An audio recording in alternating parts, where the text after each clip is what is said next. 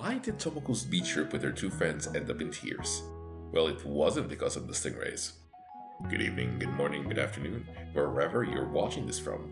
We continue catching up on what's going on with WataMote until hopefully we're mostly caught up.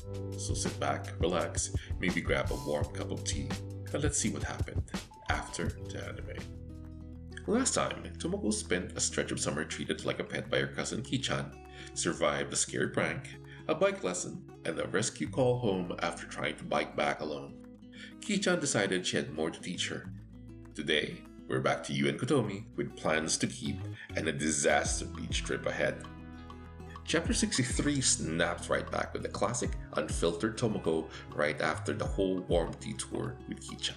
She's back online, realizing a bunch of movies came out while she was away, and settles in for a full marathon of films and Let's Play videos with snack in hand. Hours pass. As the sun starts coming up, she has this genuinely contented little moment thinking about the joys of being a NEET. Someone who could, in theory, just waste every single day like this forever. She figures her dad probably wouldn't mind supporting her until she's 25, even though she knows her mom would never allow it. And then she has a real epiphany. If she just stays home, stress-free until she's 25, she'd end up much more beautiful than any other 25-year-old who actually worked and stressed through their 20s. And surely someone would want to marry her and take care of her for the rest of her comfortable, neat life. She's thrilled with this plan for a second until the obvious flaw hits her. If that plan fails and she's never married by 25, she'd have zero job experience and zero academic credentials to fall back on. And since her parents will inevitably die before she does, she'd need to secure someone else long-term to take care of her instead. So, the next morning, with this whole scheme freshly hatched, she makes onigiri for her brother Tomoki, completely out of character. He's immediately suspicious, asking outright what she actually wants from him. She just tells him cryptically to remember this kindness when he's an adult, and he heads off to school clearly annoyed. She waves him off, quietly delighted with herself, having decided to spend part of her summer being nice to him now as a long-term investment in being financially supported by him later. And that's the whole plan, as far as she's concerned. What actually happens though over the rest of the summer has nothing to do with it. Chapter 64 covers a good chunk of August in one go, split into 3 distinct outings. And it's basically the payoff to that promise the 3 of them made back at the end of the school year. Bug catching. August 4th. True to the plan from before summer break, Tomoko, Kotomi, and Yu actually go bug catching together. Yu's visibly nervous about the whole thing, while an irritated Kotomi asks, point blank, if Tomoko genuinely expects them to let bugs fight to the death so the winner can be used to curse someone. Tomoko just insists it's important to have a goal. She lends Yu her net, but tells Kotomi she can just use her bare hands since she probably already owns a pet cockroach. So they split up. Yu privately admits to herself she's not great with bugs, right before spotting something huge on a branch above her. Meanwhile, Tomoko and Kotomi's combined haul is pretty pathetic. A few pill bugs, some ladybugs, and fittingly, an actual cockroach that Kotomi manages to find.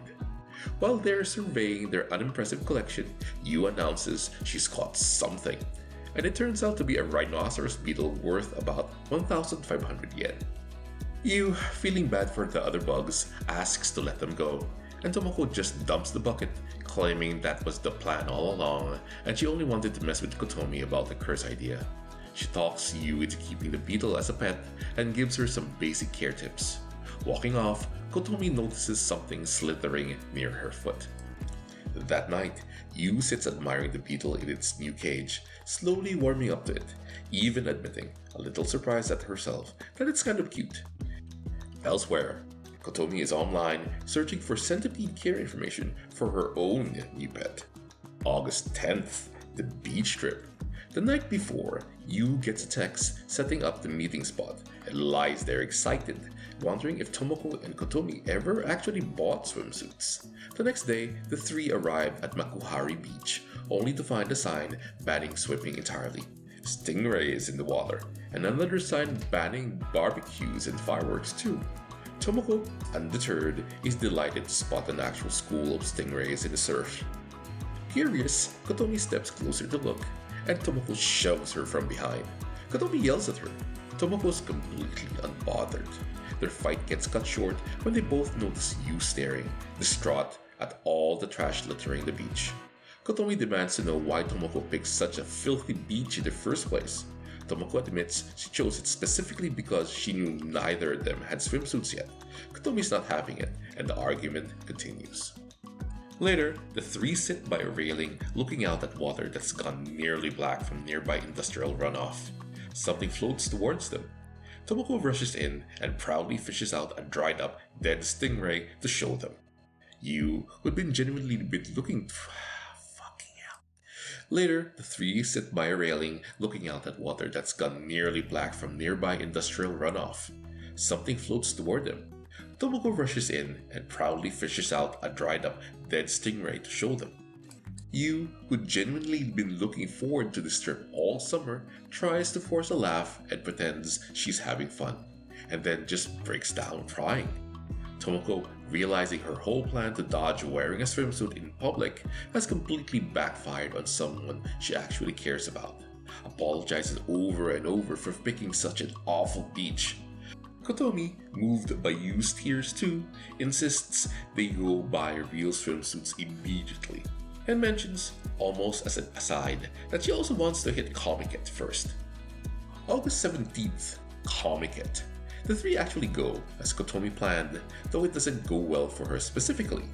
The crowds and the lines are brutal, so Tomoko and Yu peel off to sightsee and grab a cafe table while Kotomi stoically waits in line to buy dojinshi. Eventually, Kotomi joins them, announcing they picked the wrong day entirely. Apparently, the more explicit, male-oriented material is sold on a different day than the one they came on. Tomoko notices Kotomi did buy something though, but Kotomi refuses to show what, which only makes Tomoko much more curious. The moment Kotomi steps away to the washroom, Tomoko digs through her bag and finds two items: an anthology centered on Lottie's matches, and an illustration book of Lottie players' wardrobes. After looking it over, Tomoko and Yu share the exact same unspoken thought: deep relief that they didn't tag along with Kotomi for this part. 3 outings down, one more still ahead, and unlike the first beach trip, this one was going to go right. Chapter 65 is the actual redone beach trip. Proper swimsuits this time, a nicer beach, the whole thing. 10 days earlier, the three went swimsuit shopping. Tomoko notices some swimwear look almost like regular clothing, and Yu explains that some girls just don't want to show much skin. Tomoko then finds a pair of long swim pants and assumes they're meant to be worn topless. And when Yu agrees they're cute, Tomoko has a small meltdown, imagining herself wearing them with nothing on top. She passes them off to Kotomi instead, telling her Yu said they were cute.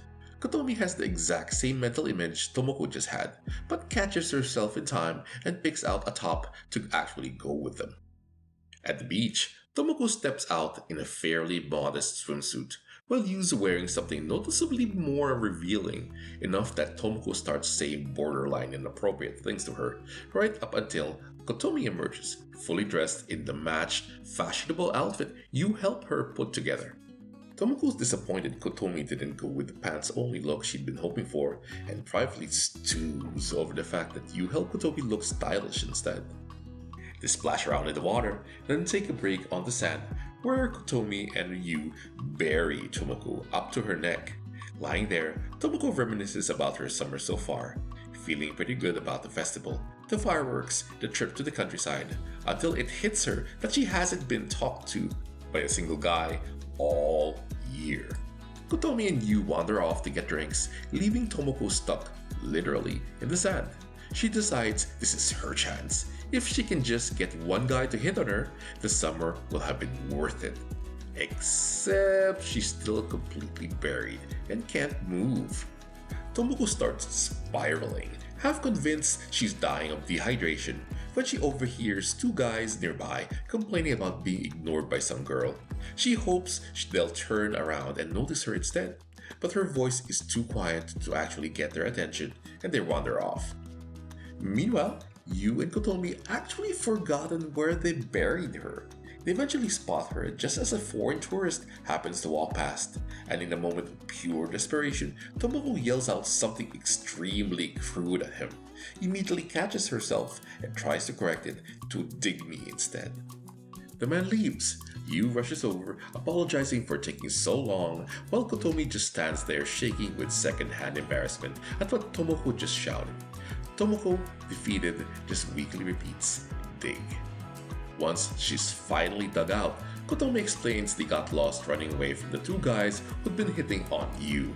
Furious, Tomoko digs 2 new holes and orders both of them to get buried too, so they can experience exactly what she just went through, declaring she'll be back in 30 minutes. The second she's out of sight, Kotomi just sits right back up, refusing to actually stay buried. Yu, though, stays in voluntarily, feeling responsible. She's the one who wanted this trip, and she feels bad that Tomoko's experience of it has been so miserable. Kotomi pushes back, insisting Tomoko's probably enjoying herself in her own strange way, then turns thoughtful for a second, admitting that if they hadn't come here with you, the two of them would have wasted their whole summer doing nothing. Elsewhere, Tomoko, having failed completely at her one goal, heads back to dig her friends out, only to spot Yu getting hit on by those same 2 guys again, and starts to quietly walk away rather than interrupt. Yu spots her first though, and calls her back. She gets dug out. Kotomi makes a pointed comment about how long Tomoko took, and Tomoko snaps back that the only reason she got attention at all was because Yu happened to be nearby. Yu suggests they try the banana boat next. Tomoko, privately deciding to treat this as a kind of consolation prize since she considers it inherently a little lewd, agrees. Then she promptly falls off. They finish the day with lunch together at a restaurant. On the train ride home that evening, Yu and Kotomi both fall asleep almost immediately. Tomoko sits there, reflecting on the day, admitting to herself that despite the fact that where she genuinely thought she might die, it was actually fun. Yu's head ends up resting on her shoulder as she sleeps, and Tomoko quietly takes in the mix of her scent and the lingering smell of the beach, admitting that even though she's struck out completely with guys, doing cute things with cute friends, like something out of a slice of life anime, really isn't so bad after all. That's the friendship at its best. What their actually day-to-day life still looks like, even with that friendship in it, is a different question entirely.